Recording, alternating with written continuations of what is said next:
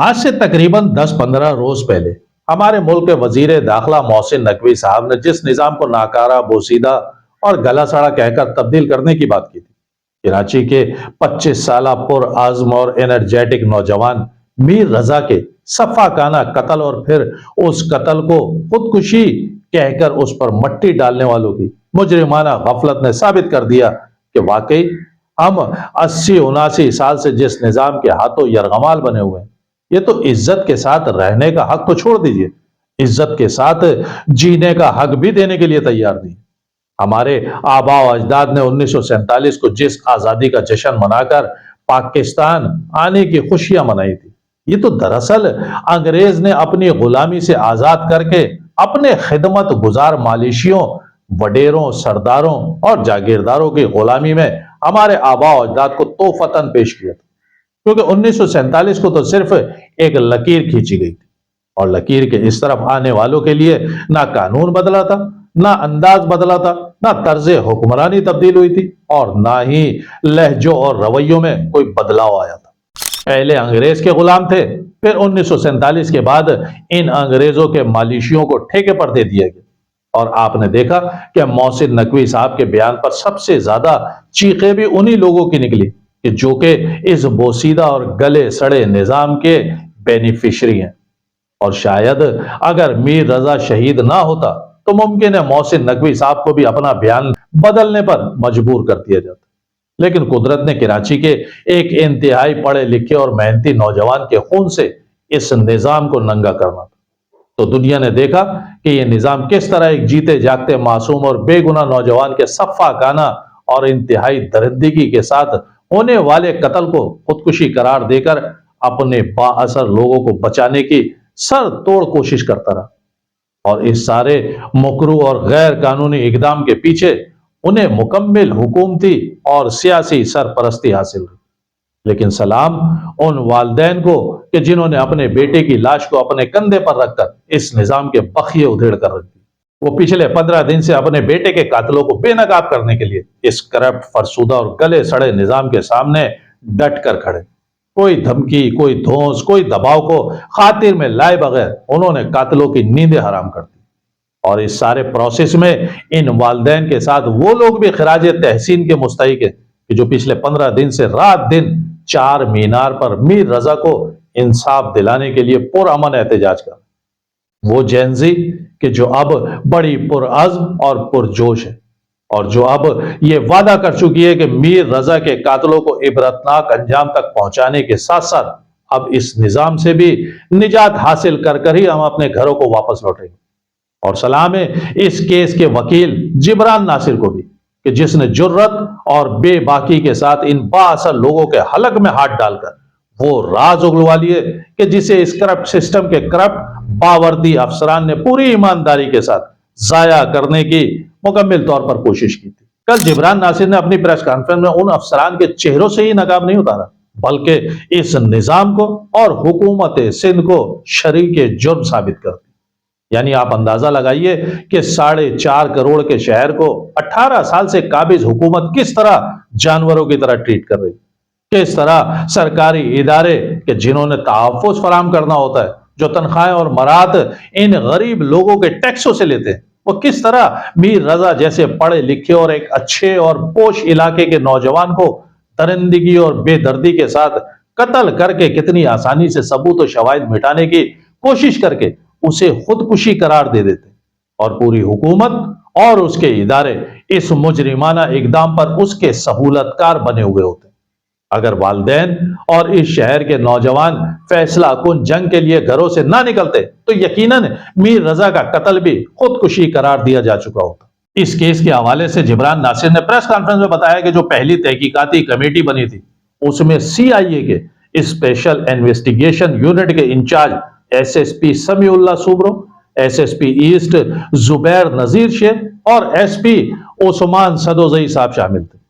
اب ان افسران کی پروفائل جبران ناصر نے جو بتائی وہ انتہائی حیران کن تھی۔ جبران ناصر نے بتایا کہ میر رضا کے والدین نے یہ درخواست کی تھی کہ انکوائری کمیٹی ایسے لوگوں پر مشتمل ہو کہ جو اچھی شہرت کے حامل افسران،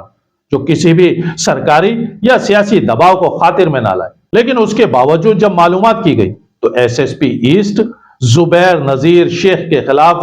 تقریباً 4-5 روز پہلے سندھ ہائی کورٹ 5 کروڑ بھتہ لینے کے حوالے سے ڈپارٹمنٹل انکوائری آرڈر کر چکی تھی،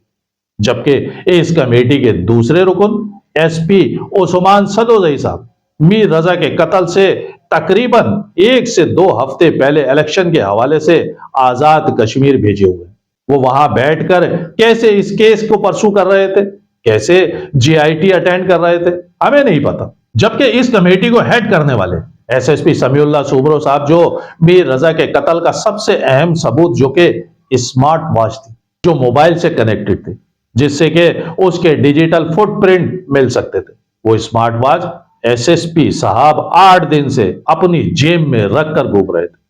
اور یہ بات اس وقت پتا چلی کہ جب نئی تحقیقاتی کمیٹی کے رکن ایس ایس پی علی رضا نے سویم والے دن میر رضا کی فیملی کے سامنے ایس ایس پی سمیع اللہ مروت کو فون کر کے کہا کہ وہ اسمارٹ واچ ہمیں دے دیجیے تاکہ ہم اس کے ذریعے مزید تحقیقات کر سکیں۔ تو ایس ایس پی سوبرو صاحب نے کہا کہ آپ پریشان نہ ہو، وہ تو ان آفیشلی رکھی ہے، اس کا تو ابھی تک میمو ہی نہیں بنا۔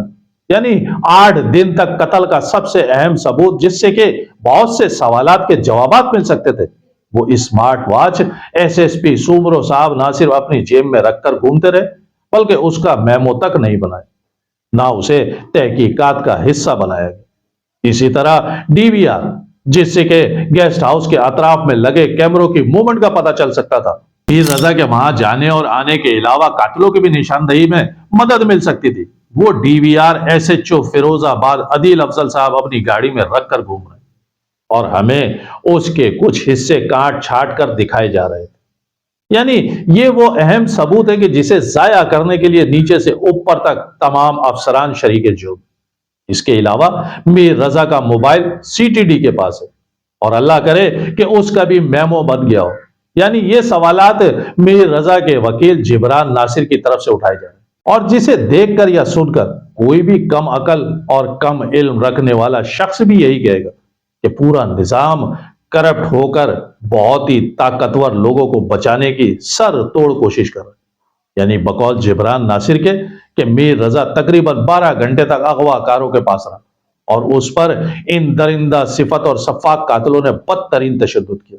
نہ صرف اس پر تشدد کیا بلکہ اسے ایک ایسا انجیکشن بھی لگایا جس سے وہ چیخ نہ سکے، بول نہ سکے، موومنٹ نہ کر سکے، لیکن اس درد کو، اس تکلیف کو اور اس تشدد کو کہ جو اس کے ساتھ کیا جا رہا تھا وہ محسوس کر سکے۔ یعنی اسے تیزاب سے نہلایا بھی گیا اور اسے پلایا بھی گیا، اس کی ناک کی اور سر کی ہڈی کو توڑا گیا، اس کی پسلیاں توڑی گئی، اس کے ہاتھ پیر پر بدترین تشدد کے نشانات پائے گئے۔ مطلب 12 گھنٹے تک یہ حیوانیت کا ننگا ناچ اسی سسٹم کے ذریعے نچایا جاتا، جسے کہ آج یہ غلیظ اور بدبودار نظام خودکشی قرار دینے کی اپنے تئیں پوری کوشش کر رہا ہے اور پوری ریاستی اور حکومتی مشینری اس کی پشت پر کھڑی۔ اب دیکھنا یہ ہے کہ ایک طرف یہ قاتل نظام ہے اور دوسری طرف میر رضا کے والدین اور ان کا وکیل اور ان کے ساتھ کراچی کی پرجوش اور پرعزم عوام اور جینزی ساتھ ہے۔ دیکھنا یہ ہے کہ جیت کس کی ہوتی ہے۔ اور میں تو یہ سمجھتا ہوں کہ اب قاتل ڈھونڈنے کے بجائے انہی کو قتل کے مقدمے میں نامزد کر دیا جائے کہ جو قاتلوں کو بچانے کے لیے انہیں سرکاری اور حکومتی سطح پر فیسیلیٹیٹ کر، کیونکہ اب اس سماج کے دشمن اور قاتل درندے وہ چند لوگ نہیں ہیں بلکہ ہر وہ سرکاری اور حکومتی اہلکار ہے جو ان با اثر قاتلوں کو بچانے کے لیے ریاست کی مشینری کو استعمال کر۔ اب اس شہر پر لازم ہے کہ ان قاتلوں سے ہی نہیں، اس نظام سے بھی نجات کے لیے فیصلہ کن کردار کے لیے گھروں سے نکلے۔ یہ حکومت ہے پیپلز پارٹی کی، چلو پر پانی میں ڈوب مرو، مگر شرم کہاں باقی کے ڈوب مریں گے یہ لوگ۔ 8 دن سے S S P S I you اپنی جیب میں سمارٹ واچ قتل کا سب سے اہم ایویڈنس لے کے گھوم رہے ہیں اور اس میں سے چیزیں نکال کے آپ میڈیا کو دے رہے ہیں۔ اور کیا آپ میڈیا نے نشر نہیں کی؟ ٹی وی آر اپنی گاڑی میں لیے ہوئے S H O Firozabad Adeel افضل لے کے گھوم رہے ہیں، mobile phone C D D والوں کے پاس پڑا ہوا ہے۔ امید ہے اس کا پراپر میمو بناؤ جی۔ شام 5 سے 7 بجے تک 28 تاریخ کو रजा जिंदा था, हयात था, लोकल एनेस्थीसिया इन्होंने डायरेक्टली वेन में, ब्लड में इंजेक्ट किया। आप हिलने के काबिल तो नहीं रहते, मगर दर्द आपको सारा होता है। तेजाब से नहलाया गया उसे, इसलिए वो गल सड़ गया। पुलिस्तान जौहर का थाना पहले दिन से शामिल है, रोज बॉडियां उठाते हो, तुम्हें नहीं पता ये तेजाब है। मौजूदा टीम भी सुन के उनका रिएक्शन, उनका हक्के पक्के रह गए। कोई मिनिस्टर हिम्मत ना करे आप मेडिकल के ऊपर सवाल उठाने की, वरना इस्तीफा दे करने से पहले लावाबालीपना नजर आया, गफलत नजर आई, हम इनके करियर खा जाएंगे। कराची के नौजवान कान खोल के सुन लें, आप लोग सही 2 हफ्ते से सड़कों पे निकले हुए हैं। हर बार आप लोग पूछते हैं, यहाँ से निकलने के बाद भी आप सवाल करेंगे वालिदैन से हमसे कि आपको किस पे शक है। जी मुझे नाम नहीं पता, मैं खाका बता देता हूँ। हद से ज़्यादा बला का कॉन्फिडेंस है कि उनको कोई हाथ नहीं लगा सकता। हद से ज़्यादा एक्सपीरियंस है क्रिमिनल एक्ट्स करने का। साथ में एक्सपीरियंस है, इतनी अकल है बायोमेट्रिक्स कैसे मिटाते हैं। साथ में एक्सपीरियंस है आइडेंटिटी कैसे मिटाते हैं। साथ में पता है डिजिटल फुटप्रिंट कैसे मिटाते हैं। साथ में पता है कि डे 1 से पुलिस कैसे मैनेज होती है। साथ में पता है कि मिनिस्ट्री कैसे हिलती है। इस प्रोफाइल के लोग कहाँ पाए जाते हैं? और शायद वो ऐसे भी लोग हों जिसने इससे पैसा भी ठीक ठाक इकट्ठा किया और इसका जो क्रिप्टो में शायद खुद का बना हुआ पैसा था वो खाली कर गया। तो ये प्रोफाइल दे दी है मैंने आपको कि ये कुछ है उनके पास।